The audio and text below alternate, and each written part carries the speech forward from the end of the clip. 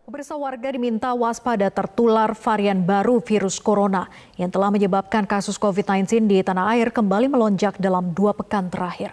Warga diminta segera mendapatkan vaksin booster dan sekaligus mengingatkan agar kembali menerapkan protokol kesehatan. Karena diperkirakan puncak kasus COVID-19 akan terjadi bulan Desember 2022 atau Januari 2023 mendatang.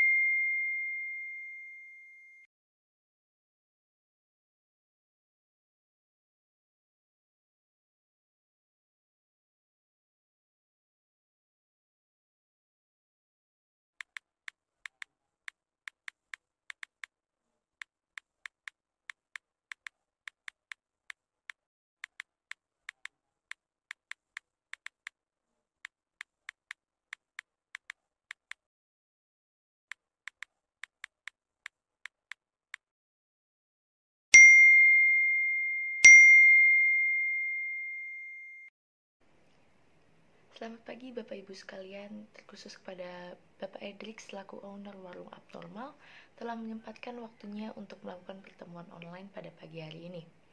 Karena satu dan lain hal, khususnya karena masa pandemi COVID-19 yang sedang kita alami saat ini, kita perlu melakukan pertemuan ini secara online dari rumah masing-masing. Mohon maaf atas ketidaknyamanannya. Namun, harap besar, melalui pertemuan online ini, kita dapat menyelesaikan dan menuntaskan masalah yang sedang dialami oleh warung abnormal kita ini. Selama rapat online ini berjalan, mohon kerjasamanya kepada Bapak Ibu sekalian untuk tetap mematikan mode mic agar mengurangi distraksi yang terjadi selama rapat. Juga tetap perhatikan koneksi jaringan stabil agar rapat dapat berjalan dengan baik dan lancar. Tanpa berbasa-basi lagi, kami persilahkan Bapak Jevon selaku CEO Warung Abnormal untuk membuka jalannya rapat pada pagi hari ini. Waktu dan layar kepada Bapak Jevon kami persilahkan. Selamat pagi kepada Bapak Edric selaku owner dari Warung Abnormal. Terima kasih telah hadir di dalam rapat pagi ini ya. Oke, selamat pagi semuanya. Senang bertemu kalian semua, meskipun hanya secara daring. Oke, langsung saja ke intinya. Tujuan diadakannya rapat kali ini untuk mengevaluasi perusahaan dari C-level. Kemudian mencari dan mengetahui apa saja potensi warung abnormal di tahun-tahun mendatang. Kemudian menciptakan inovasi-inovasi baru untuk menarik pelanggan. Dari yang kita ketahui, sudah cukup banyak cabang-cabang kita yang ditutup. Beberapa penyebabnya antara lain pandemi COVID-19, kurangnya ketertarikan konsumen, inovasi yang kurang, dan beberapa cabang memiliki lokasi yang kurang strategis. Dan target pasar kita juga kurang spesifik. Materi-materi yang saya ucapkan tadi akan dibahas oleh rekan-rekan saya secara urut dari divisi finansial, kemudian dilanjutkan dengan divisi operasional, lalu diakhiri oleh divisi marketing. Baik, selamat pagi. Di sini saya akan memaparkan mengenai data finansial outlet kita dari tahun 2018 hingga tahun 2023. Yang pertama, mengenai biaya investasi yang kita keluarkan sewaktu awal pendirian outlet, yaitu sebesar Rp6.277.594.560. Dan dari data yang kita punya, kita dapat mengkalkulasi bahwa dibutuhkan 4,81 tahun atau sekitar 4 tahun 10 bulan untuk menerima kembali biaya investasi yang kita keluarkan. Atau di sini kita menyebutnya sebagai payback period. Dan hal itu terjadi pada tahun ke-6 atau tahun 2023. Yang berikutnya, saya memaparkan mengenai data laporan laba rugi outlet kita dari tahun 2018 hingga tahun 2023.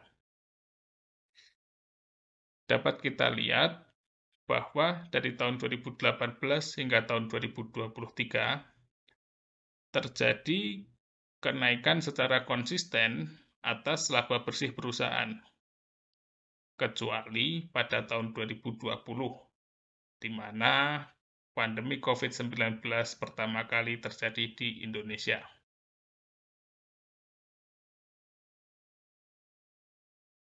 Dapat kita lihat di layar bahwa pada tahun 2021 hingga tahun 2023 kita kembali secara konsisten mencatatkan kenaikan laba bersih. Demikian pemaparan dari saya. Terima kasih.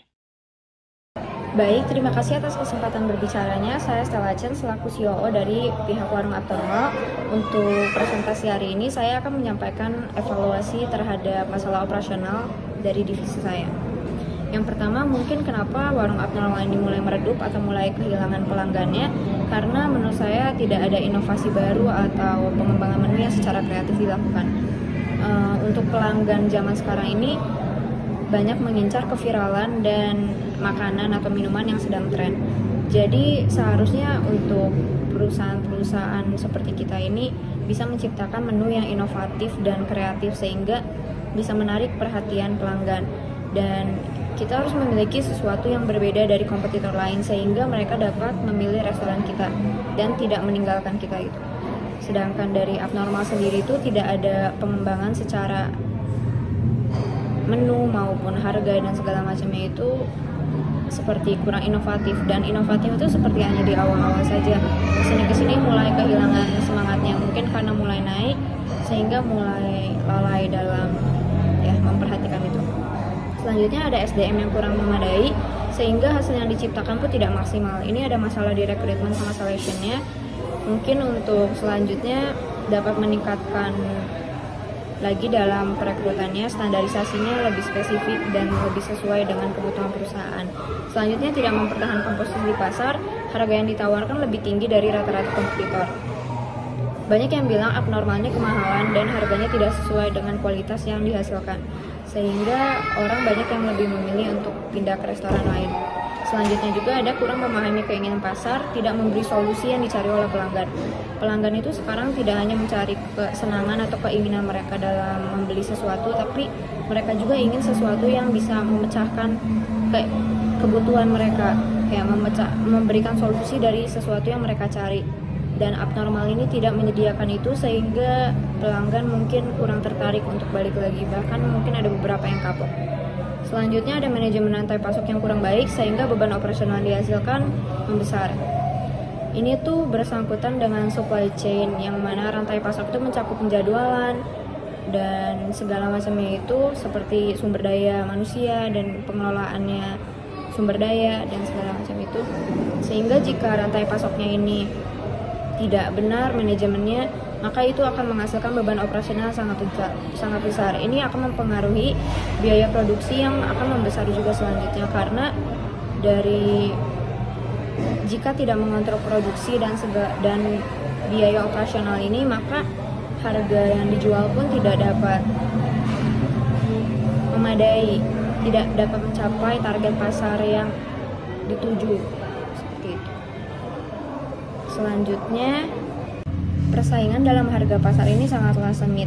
Sedangkan dari kami sendiri itu harganya banyak yang bilang harga kami itu tidak sesuai dengan hasilnya, dengan apa yang mereka dapatkan, tidak worth it.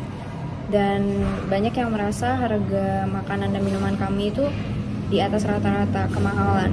Jadi mungkin kami bisa lebih menurunkan biaya produksinya, mengontrol produksi dan mengontrol supply chain-nya juga, rantai pasoknya dan segala macamnya itu. Kita harus menekan biaya operasional sehingga harga dari produksi kami pun bisa diturunkan, sehingga kita dapat mencapai harga pasar lagi dan mungkin pelanggannya perlahan-lahan akan kembali. Yang selanjutnya kurang memahami keinginan pasar, tidak membeli solusi dari yang dicari pelanggan.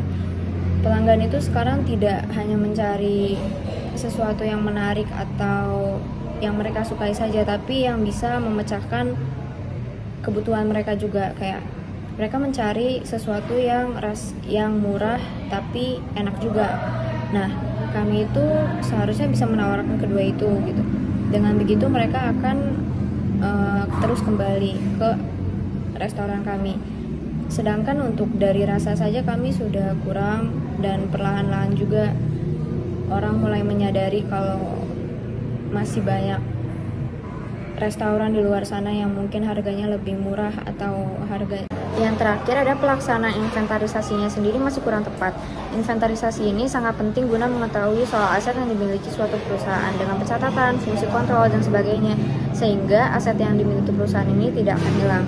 Ini juga dapat memudahkan dalam distok barang, pengelolaan gudang, dan sebagainya itu.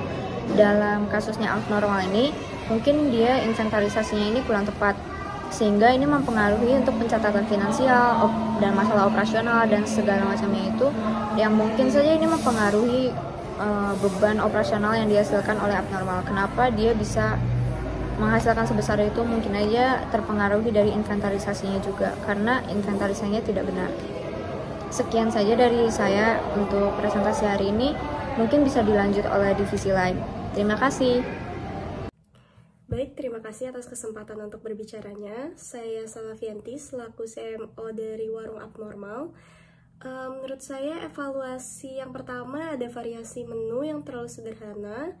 Yang kedua ada berkonsep warung tetapi harganya mahal. Yang ketiga ada harga yang ditawarkan tidak sesuai dengan target pasar. Yang keempat ada lokasi kurang ramai dan tidak strategis. Solusinya menurut saya adalah menambahkan variasi menu. Seperti pelanggan bisa memilih rasa mie yang mereka mau, lalu kita tambahkan bumbu-bumbu otentik dari Warung Abnormal. Kemudian yang kedua, menetapkan harga pasar yang sesuai dengan pasar.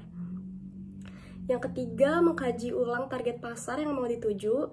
Ini kita lebih ke positioning kembali Warung Abnormal. Yang keempat ada mencari lokasi yang strategis dan memiliki daya beli tinggi. Kemudian potensi abnormal ke depannya menurut saya yang pertama adalah menjadi andalan mahasiswa atau target pasar menengah untuk datang ke Warung Abnormal. Karena namanya di sini adalah warung, maka kita membuat ini untuk tidak terlalu mahal dan bisa dijangkau oleh kalangan menengah begitu. Yang kedua ada viral karena makanan kekinian. Dengan adanya inovasi-inovasi yang kita buat, ini memungkinkan sekali untuk viral kembali Warung Abnormal ini. Yang ketiga adalah Warung Abnormal akan selalu dikenali orang-orang. Terima kasih. Oke, mungkin untuk hasil rapat kali ini, mungkin kita bisa mengembangkan Warung Abnormal ini supaya menjadi andalan untuk mahasiswa-mahasiswa dan target pasar menengah untuk datang ke Warung Abnormal. Bisa menjadi viral dengan makanan minuman yang kekinian, dan Warung Abnormal bisa dikenali orang-orang banyak. Cukup sampai di sini. Terima kasih Bapak Edric selaku owner telah hadir, dan terima kasih untuk rekan-rekan saya semua yang telah membantu. Kita berjumpa lagi di lain waktu. Kalau begitu saya pamit undur diri dari sini karena ada hal lain yang harus saya kerjakan. Terima kasih semuanya, kalian sudah bekerja dengan sangat baik. Baik, kalau begitu dapat kita sudahi rapat pada pagi menjelang siang hari ini. Terima kasih banyak kepada Bapak Ibu telah menyempatkan waktunya untuk melakukan rapat online ini. Sekali lagi, mohon maaf atas ketidaknyamanannya, kita belum dapat membahas ini secara langsung bertatap muka. Semoga di lain waktu kita dapat bertemu kembali secara langsung setelah pandemi mereda. Sekali lagi, terima kasih dan selamat melanjutkan aktivitas Bapak Ibu selanjutnya. Selamat pagi.